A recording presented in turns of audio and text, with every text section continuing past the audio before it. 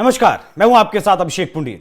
Iran और America में अभी भी तनाव चरम पर है। 2 दौर की बातचीत हो चुकी है, लेकिन उसके बावजूद भी कोई फैसला नहीं हुआ है। किसी भी डिसीजन पर दोनों देश नहीं पहुंच पाए हैं और यहीं से अब कहा जाने लगा है कि जिस तरीके से अमेरिका ने अपनी तोपें आज भी ईरान के ऊपर तैनात की हुई हैं, उससे आखिरकार अमेरिका हासिल क्या करना चाहता है, क्योंकि अमेरिका की 4 मांगे हैं जिन्हें उसने ईरान के सामने रखा है, लेकिन ईरान उनमें से सभी मांगे मानने के लिए तैयार नहीं है। पहले ओमान में बैठक हुई, उसके बाद जेनेवा में बैठक हुई, लेकिन जेनेवा की जो बैठक हुई उसके बाद दोनों देशों की तरफ से यह कहा गया कि वार्ता सकारात्मक दिशा में आगे बढ़ी है।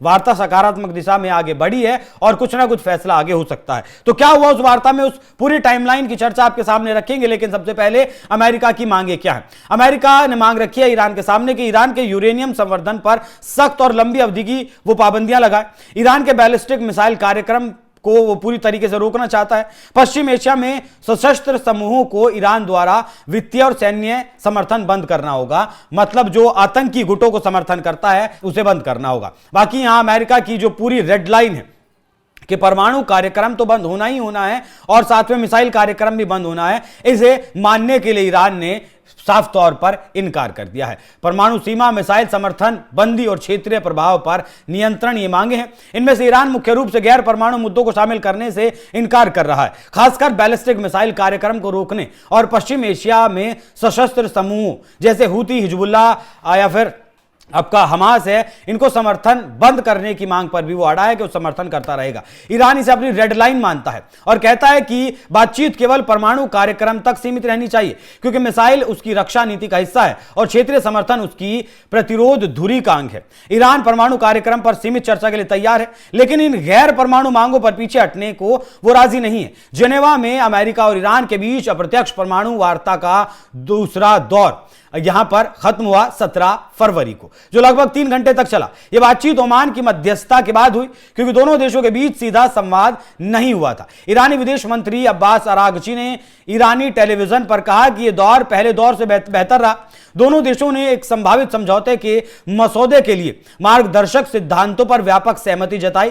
कोई अंतिम समझौता नहीं हुआ, लेकिन रास्ता साफ है। एक मसौदा तैयार किया जाएगा जिसका आदान प्रदान होगा और तीसरा दौर तय होगा। अरागची ने जोर दिया कि चर्चा केवल ईरान के परमाणु कार्यक्रम तक सीमित रही और अन्य मुद्दों को शामिल नहीं किया गया। उन्होंने कहा कि मतभेद बाकी है, हल करने में समय लगेगा, लेकिन प्रक्रिया तुरंत खत्म नहीं होगी। अमेरिकी पक्ष से उपराष्ट्रपति जेडी वेंस ने एक न्यूज चैनल को इंटरव्यू देते हुए कहा कि कुछ पहलुओं में बातचीत अच्छी रही और अगली बैठक पर सहमति बनी, लेकिन उन्होंने यह भी साफ कहा कि रेड लाइन जो हमारी हैं उन पर ईरान को सहमत होना पड़ेगा, जिस पर ईरान अब तक सहमत नहीं हुआ है। अमेरिका की मांगे परमाणु कार्यक्रम से आगे जाती हैं। वॉशिंगटन चाहता है कि ईरान अपने बैलिस्टिक मिसाइल कार्यक्रम को रोके, जिसे अमेरिकी क्षेत्रीय स्थिरता के लिए खतरा मानता है, जबकि ईरान इसे अपनी रक्षा नीति का हिस्सा बताता है। इसके अलावा अमेरिका ईरान से मांग कर रहा है कि वो पश्चिम एशिया में जितने भी उसके गुट चलते हैं उन्हें बंद कर दे। अमेरिका इसे अस्थिरता का बड़ा कारण मानता है, लेकिन ईरान इसे अपनी क्षेत्रीय रणनीति और प्रतिरोध धुरी का हिस्सा मानता है। एग्जाम्पल के तौर पर, अगर गाजा में हमास को ईरान का समर्थन नहीं मिला होता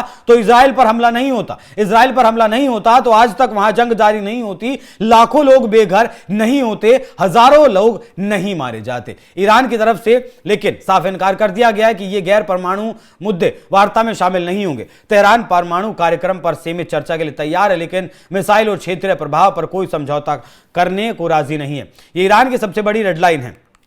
बाकी अभी रेड लाइन में थोड़ा सा लचीलापन आएगा या नहीं आएगा वो एक अलग बात है, लेकिन तीसरे दौर की बातचीत की योजना बनाई गई है, मतलब दूसरे दौर की बातचीत सफल रही है, तभी जाकर तीसरे दौर की बातचीत हुई है, जिसमें ये अब उम्मीद जताई जा सकती है कि कहीं ना कहीं दोनों देशों के बीच समझौता हो सकता है।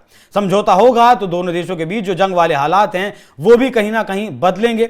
वो बदलेंगे तो जो अस्थिरता फिलहाल दुनिया में या फिर मिडिल ईस्ट में आई हुई है वो कहीं ना कहीं कम होगी। अमेरिका ईरान संबंधों के लिए मतलब की बातचीत जारी है, लेकिन कोई बड़ा ब्रेक थ्रू नहीं मिला है। ट्रंप प्रशासन की सख्त नीति ईरान के सर्वोच्च नेता अयतुल्ला खामेनेई की अडिग रुख से टकरा रही है। क्षेत्रीय स्थिरता के लिए जो बड़ा खतरा बना हुआ है, मिसाइल कार्यक्रम और प्रॉक्सी समर्थन पर असहमति से संघर्ष की आशंका बढ़ सकती है। अगर वार्ता विफल होती है तो सैन्य टकराव संभव है, लेकिन फिलहाल डी एस्केलेशन की कोशिश हो रही है।